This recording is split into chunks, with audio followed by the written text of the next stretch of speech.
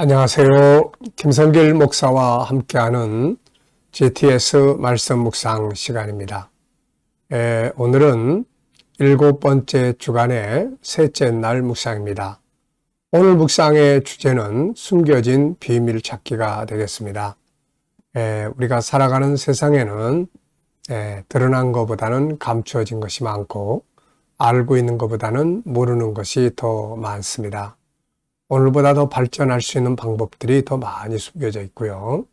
그래서 이 방법을 찾는 사람들이 성공하고 발전하게 되는 것입니다. 천국도 숨겨져 있는 곳이죠.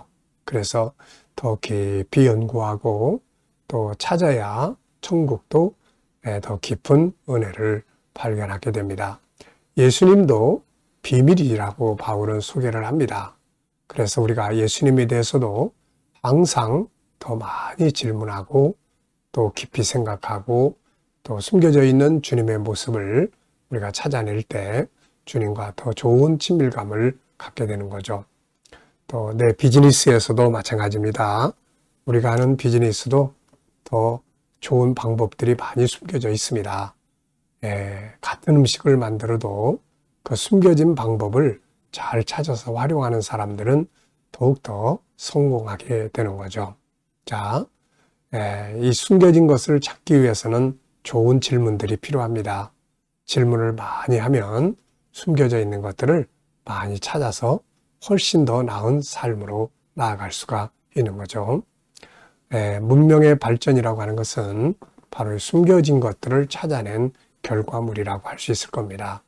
우리가 이러한 것들을 더 많이 찾아낼 수 있도록 오늘도 질문 많이 해보시기 바랍니다. GTS 묵상은 두 가지의 목적을 위해서 만들어졌죠. 하나는 매일매일의 역동성 있는 신앙생활을 하기 위한 것이고요. 또 하나는 삶의 현장에서 변화와 발전을 만들고 아이들에게는 재능 개발과 학습 능력을 키워주기 위해서 만들어졌습니다. 이것을 위해서 5, 7, 2의 구조가 들어있는데요. 5는 그림을 분석하고 또 생각하는 5가지 내용인데요. 이것을 통해서 생각하는 힘을 키우는 거예요. 참, 이 생각하는 힘은 정말로 아무리 강조해도 그게 더 필요한 거죠. 그래서 사람은 생각하는 만큼 살기 때문입니다. 생각하는 힘을 키워야 돼요. 자, 그 다음에 7가지, 7은 7가지 주제인데요. 이것은 매일매일을 살아가는 주제입니다. 그냥 사는 것보다는 이 주제를 활용해서 사는 것이 훨씬 더 좋은 삶을 만드는 것이죠. 또 이 7가지 주제를 한꺼번에 모아서 사용을 하면 내 삶을 점검할 수 있고 또 살펴볼 수 있는 좋은 컨설팅의 도구가 됩니다. 아이들은 독서지도, 학습지도의 좋은 방법이 되고요. 2는 질문 만드는 훈련과 그리고 주님과 소통하고 영감 얻는 훈련이 되겠습니다. 사람은 질문을 어떻게 하느냐에 따라서 결과를 다르게 얻을 수가 있게 되는 거죠. 그럼 오늘도 그림 분석부터 시작을 하겠습니다. 자, 이 그림을 보면은 참 역설적 뭐라 그럴까요? 어떤 신비로움 이런 것들을 이렇게 보여주는 그런 그림인 것 같습니다. 자, 먼저 이 그림을 보면서 저는 이런 제목이 떠올랐어요. 희망을 향하여, 이렇게 희망을 향하여. 지금 이 그림은 어둠과 밝음이 같이 공존을 합니다. 그리고 이 사람은 지금 말라버린 나무를 메고 끌고 가요. 어느 쪽으로 가고 있냐면 어두움 쪽으로 가는 게 아니라 밝음 쪽을 향해서 갑니다. 자, 이 장면을 보면서 저는 절방에서 희망을 향해서 가기 위한 몸부림이구나, 이런 느낌이 들었어요. 자, 그래서 절망과 희망은 함께 공존을 합니다. 절망과 희망은 어디에도 절망만 있지는 않아요. 아무리 힘들고 어려운 속에도 반드시 절망과 희망이 함께 있는 겁니다. 자, 그래서 우리는 절망이 모든 것이 아니거든요. 절망 속에 있다 할지라도 우리는 이 사람처럼 태양이 떠오르는 희망을 향해서 나아갈 수 있는 몸부림을 쳐야 하는 거죠. 자, 두 번째는 분석입니다. 눈에 보이는 것과 보이지 않는 부분인데요. 우선 눈에 보이는 부분은 마른 나무를 지금 뿌리채 뽑아가려고 하는 사람의 모습이 있어요. 이 사람이 막 힘을 다해서 지금 나무를 끌고 있습니다. 그리고 옆에는 또 성한 나무가 하나가 있는데요. 어두움 속에 있는 장면은 안 보이고 이 밝음 속에 있는 장면만 나타납니다. 그리고 어두움이 있고 달이 있죠. 그리고 이제 이쪽 왼쪽에는 이 밝음이 있습니다. 태양이 떠오르는 것 같아요. 그래서 이 사람이 지금 그쪽을 향해서 가고 있는 것 같죠. 자, 보이지 않는 부분에는 또 뭐가 있을까요? 어떤 의미가 들어있을까? 이 사람은 지금 어디로 가려고 하는 것인가?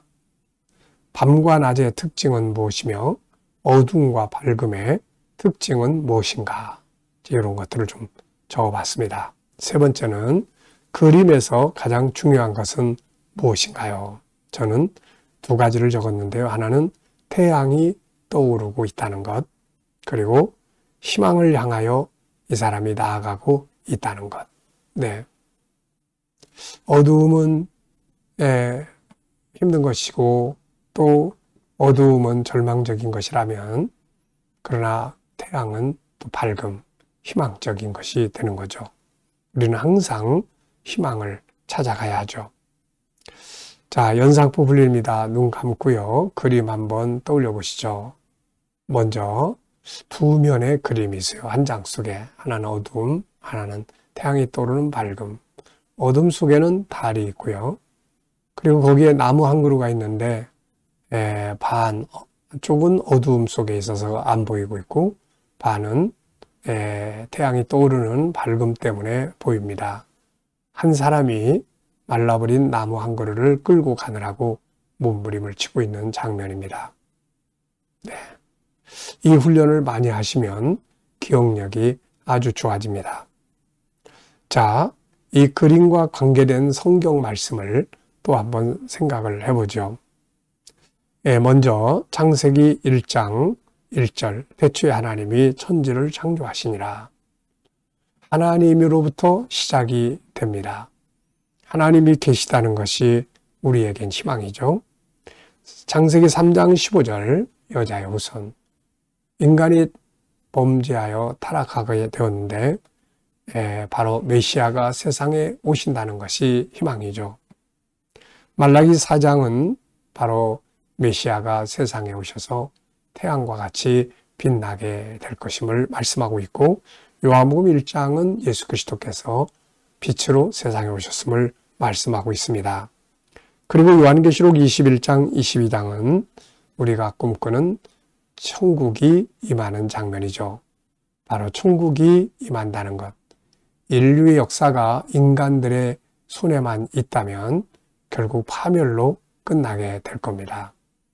그런데 역사의 주관자가 하나님이시기 때문에 바로 우리는 희망을 갖게 되는 거죠. 자, 상상력 키우기입니다. 이 그림 가운데 두시고요. 앞에는 어두움, 뒤에는 밝음의 그림을 그려볼 것 같습니다. 현재는 절반이고요. 자, 미래를 어떻게 살고 싶은가요? 그렇다면 지금 무엇을 해야 할까요? 미래 비전 또 한번 정리를 해보겠습니다. 저는 미래 비전을 항상 매일매일 7가지를 적습니다. 그리고 이것을 위해서 기도하고 생각을 하죠. 자, 놀랍게도 이루어져 가는 것들이 많고 또 이런 것들이 내 현실이 돼가고 있습니다. 저는 이것을 진행하면서 참 이 GTS 묵상이 처음 이제 만들어 시작된 것이 한 6년 전이 될 겁니다. 그런데 그 속에서 참 저는 이 미래 비전을 꾸준히 적어왔고 또 그걸 위해 기도해 왔어요. 아직 다 이루어진 건 아니지만은 그러나 많은 것들이 이루어지고 있고 또 이루어져 가고 있습니다. 비전과 방향이 없다면은 어떻게 되었을까 하는 생각을 많이 해보죠. 자, 그래서 우리가 항상 목표를 정하고 비전을 갖고 가야 방향을 잘 잡아갈 수 있는 거죠.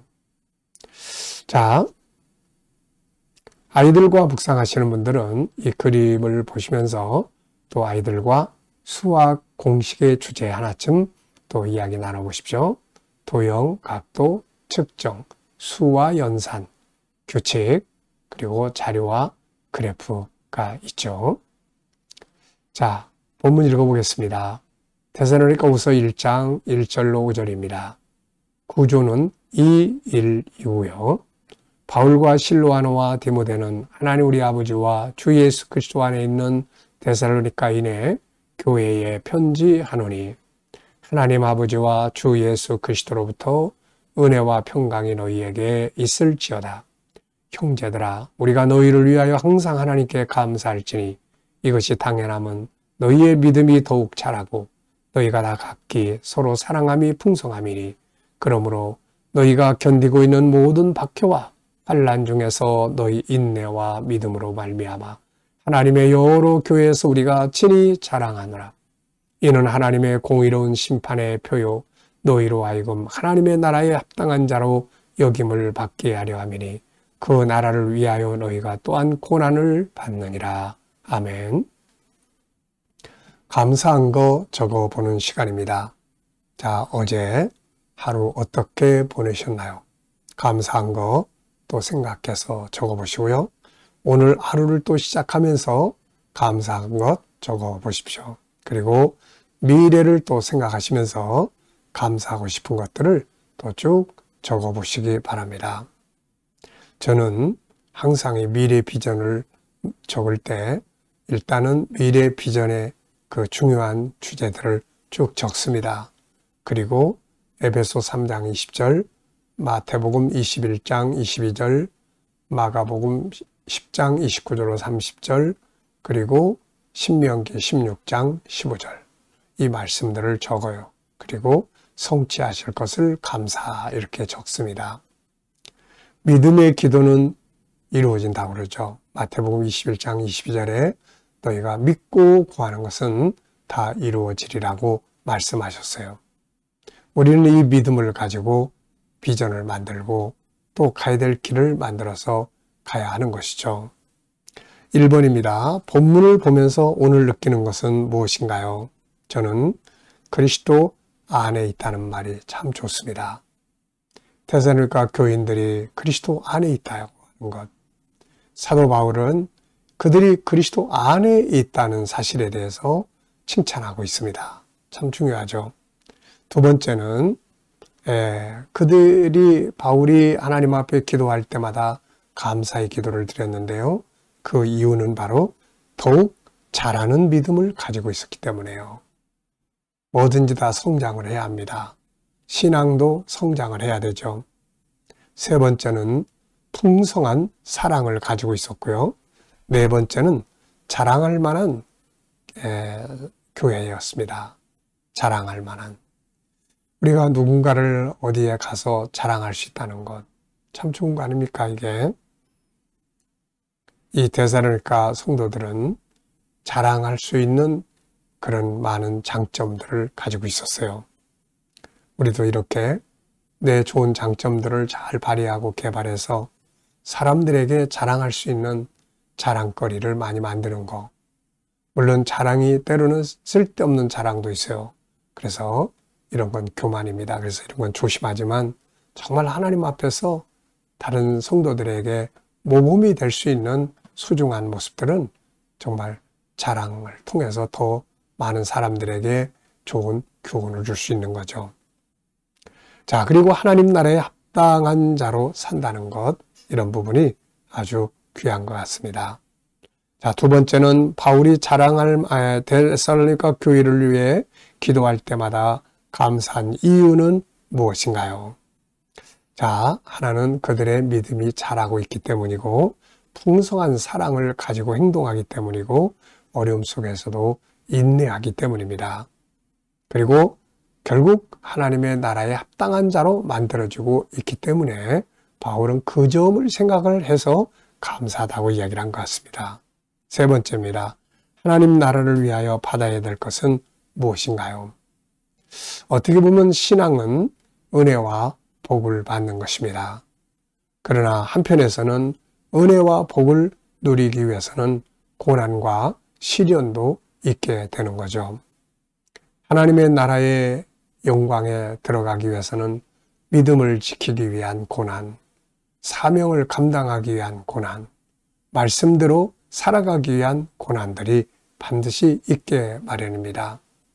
이런 것들을 잘 참고 견디면서 가면 하나님의 나라에 합당한 자가 될 뿐 아니라 이 땅의 삶에서도 승리할 수가 있게 되는 거죠.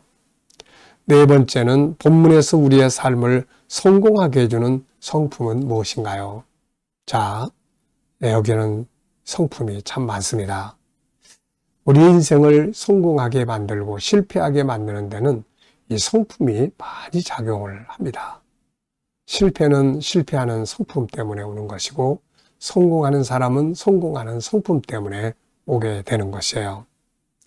자, 그래서 우리가 실패를 했다면 원인 분석을 통해서 먼저 실패하는 성품을 바꿔야 될 필요가 있습니다. 그 성품을 그대로 유지하고 있으면 실패가 또 다시 반복될 수가 있기 때문이죠. 자, 이 본문에는 좋은 성품들이 굉장히 많이 나와요. 은혜, 평안의 성품, 감사, 또 성장과 발전하려고 하는 성품, 그 다음에 사랑, 풍성함, 뭘 해도 우리가 손이 크다고 이야기를 하죠.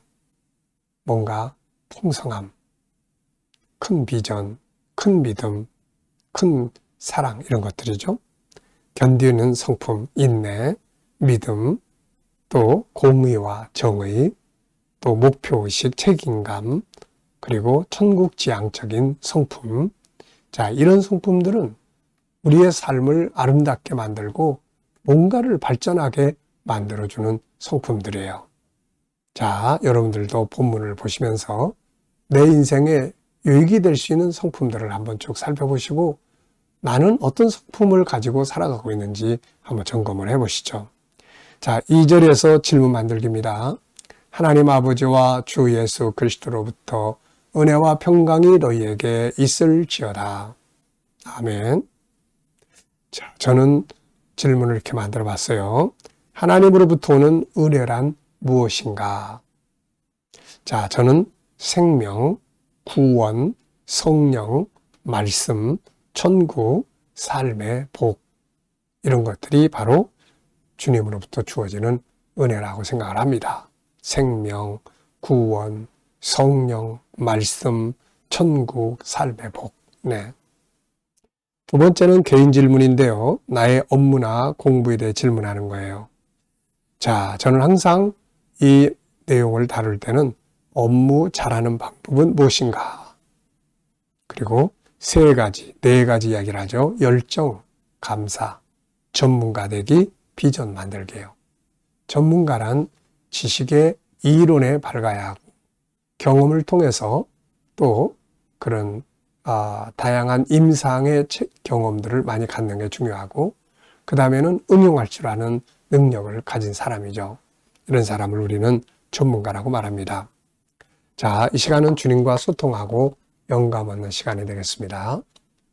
자, 눈 감아 보시고요. 오늘 본문 한번 쭉 떠올려 보십시오. 그리고 7가지 주제도 떠올려 보시고요. 예, 오늘의 삶의 현장을 떠올려 보시면서 주님께 물으시기 바랍니다. 주님이라면 어떻게 하시겠습니까? 어떻게 할까요? 어떤 말씀을 활용하면 좋을까요? 자, 그러면서 주님께 묻고 기다려 보시기 바랍니다. 하나하나 올려놓고 그러면 주님이 주시는 영감이 떠오르죠. 지혜도 있고 말씀도 있고 또 감동도 있고 확신도 있습니다.